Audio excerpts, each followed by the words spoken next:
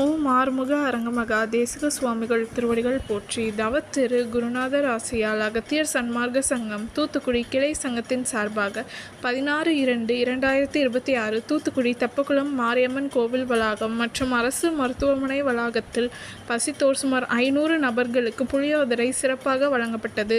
வழங்கியவர்கள் Qatar மற்றும் சென்னை தொழிலதிபர் மற்றும் இன்ஜினியர் திரு எம். பூபதி.